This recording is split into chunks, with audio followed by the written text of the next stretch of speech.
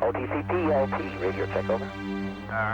PLT is OTC, I copy loud and clear, help me. Okay, well, I'm at the risk of being repetitious, we're here again. I always loved music and performing music in some capacity from a very young age. I remember my first performance, my first concert was at a Young Life camp. I had just received my first guitar 2 weeks prior. I was in the process of learning my first song, and I wanted to perform. But I was nervous in front of crowds, so I felt like it would probably be best if my entire family and one of our friends joined me on stage for my performance of Twinkle, Twinkle, Little Star.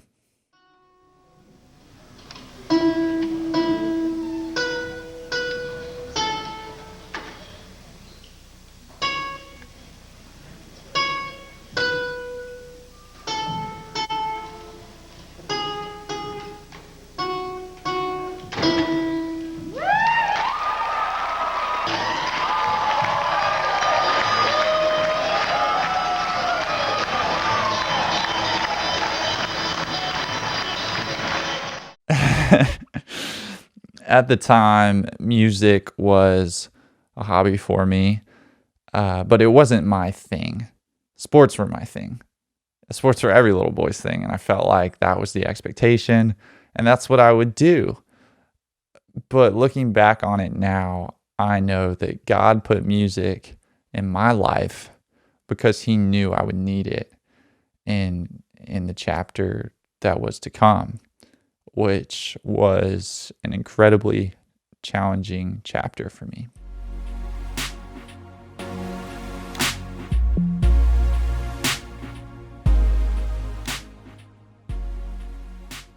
When I was 7, I remember being told that my brother Drew was sick, that he had a brain tumor.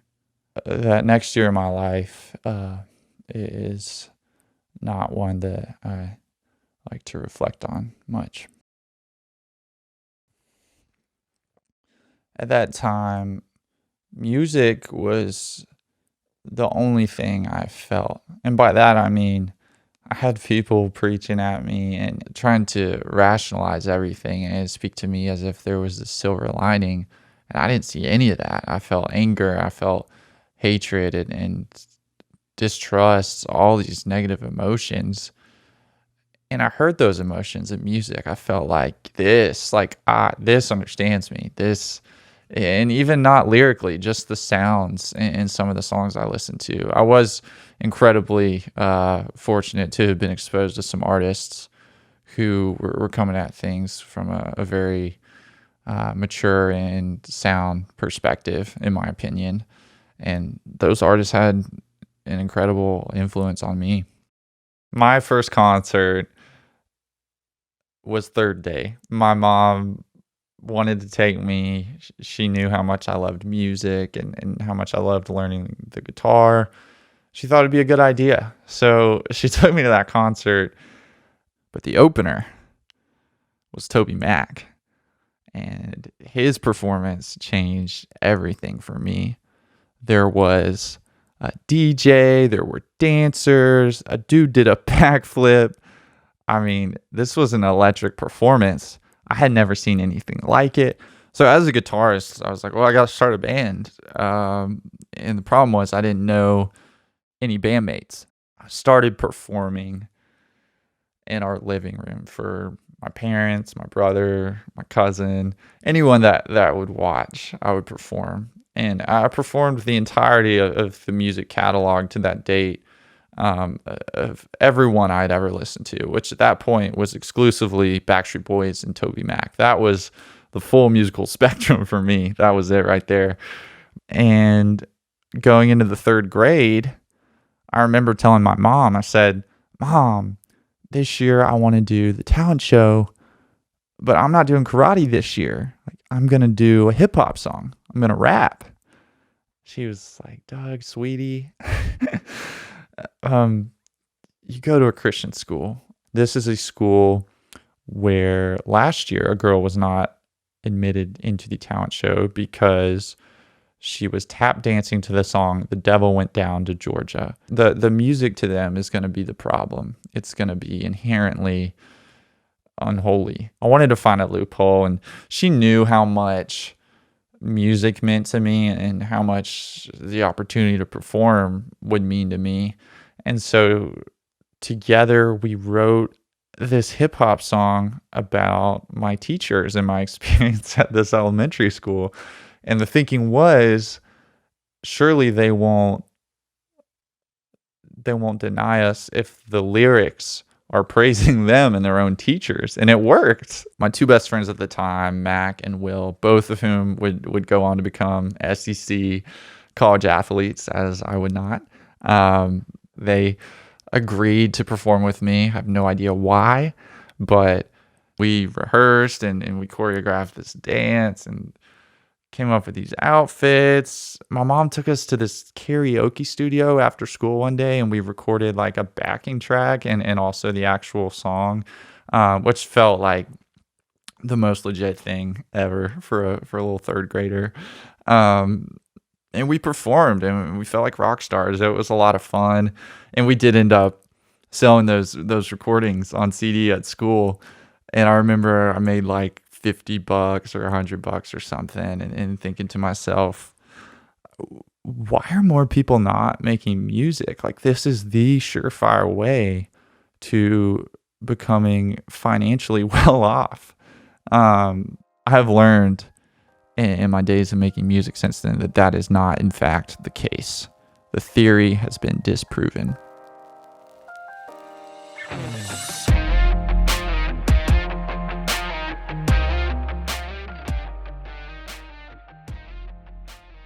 In the 5th grade, my dad got this big white glass iMac for work, I think, and it soon became my creative playground. I would have friends over, and instead of playing basketball some days, we would go in his little study and make songs. And we weren't playing keys, or we weren't actually inputting any of the information into the computer. We were just taking loops and layering them and dragging them and arranging them and creating songs that way. And writing lyrics to them, and we would record it just on the built-in microphone. I mean, the audio is so bad, but it does match the quality of the overall production. By the time we were going into 6th grade, we had recorded enough songs, and we felt like we could blow up. If somebody hears these, we got to put these out there. So we burned them on a disc, and we sold them in school. The music wasn't the best. It was certainly a humble beginning for me, but the artwork is really what haunts me to this day.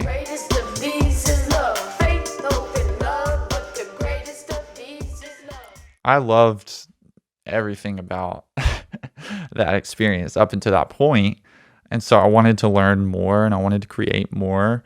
But the more I learned musically and the more I learned about production, the more I also learned that not everybody is welcoming to those who want to pave their own lane, to people that do things a little bit differently.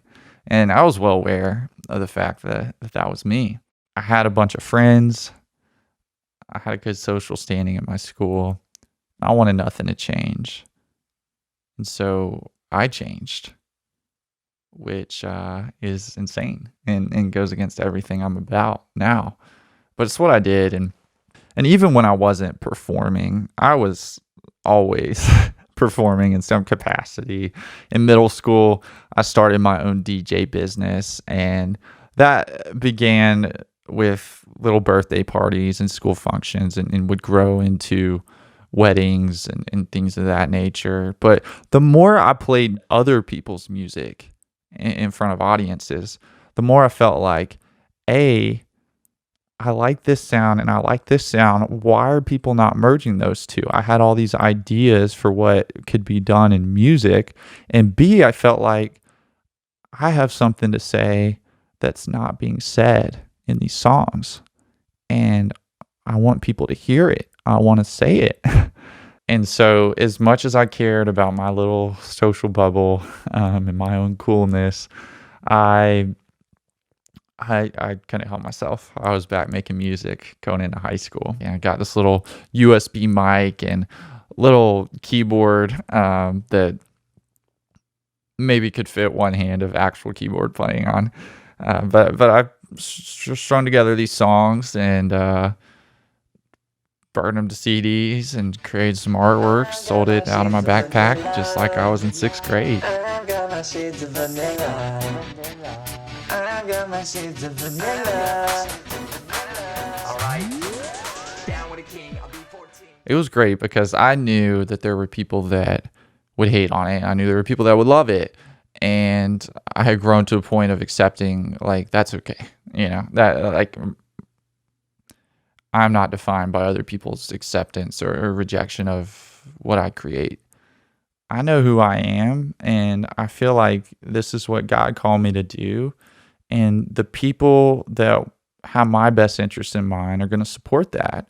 And those that maybe are leveraging my friendship to benefit themselves and only want to be friends when they feel it's beneficial to them, they're going to show themselves, and that's great. But high school was a beautiful time for me when it comes to music.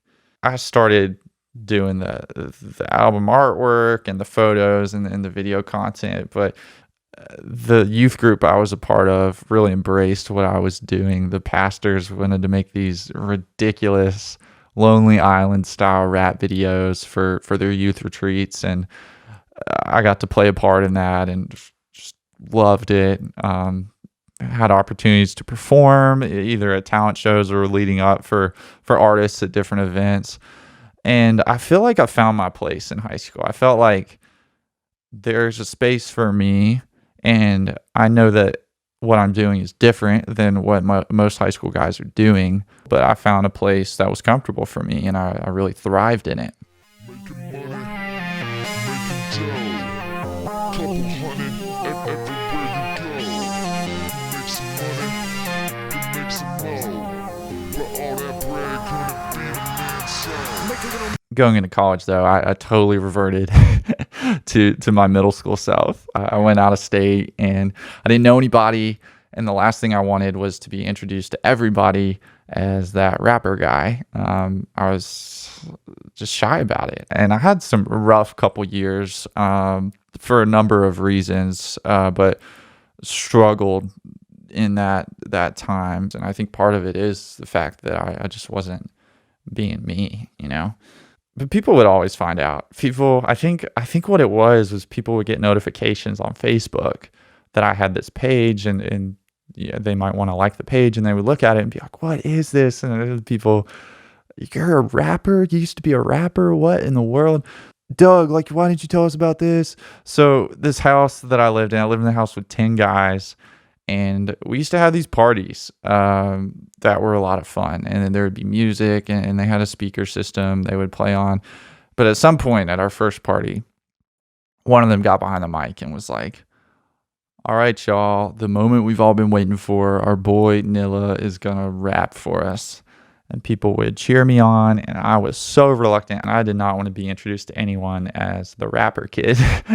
but I had to come through, and so I did. And after that first time, it just became an expectation of me and for me that, like, I don't want to be a one-trick pony, and so I need to prepare for these situations. And so I would make little beats and write rhymes to it and try to always have something new for those performances. So as reluctant as I was to return to the microphone, I'm really thankful that my roommates were as pushy as they were, because they got me making music again. This most recent stage, the chapter that I'm now in, has been one of rediscovery.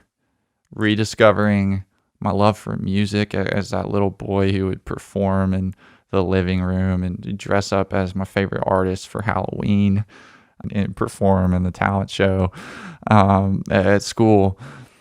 rediscovering the styles that influenced me over the years, and also that impacted me, that I felt like got me through, and trying to learn how to create that kind of music.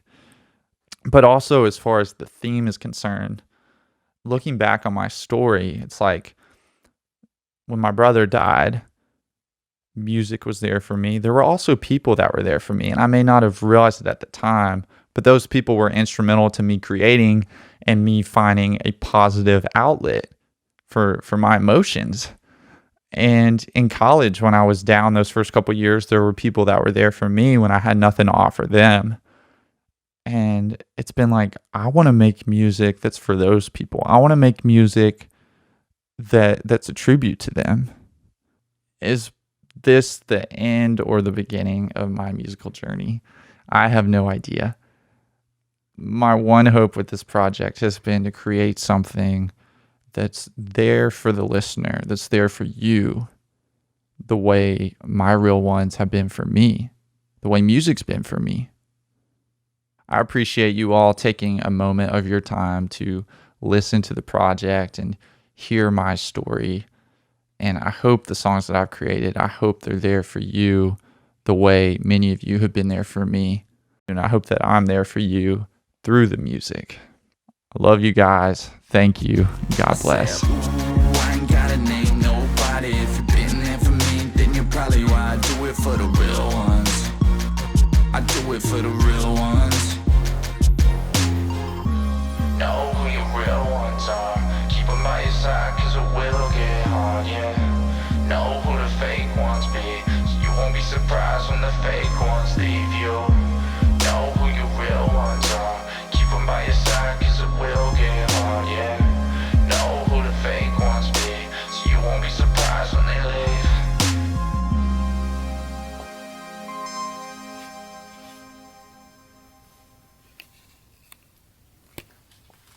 Live the dream.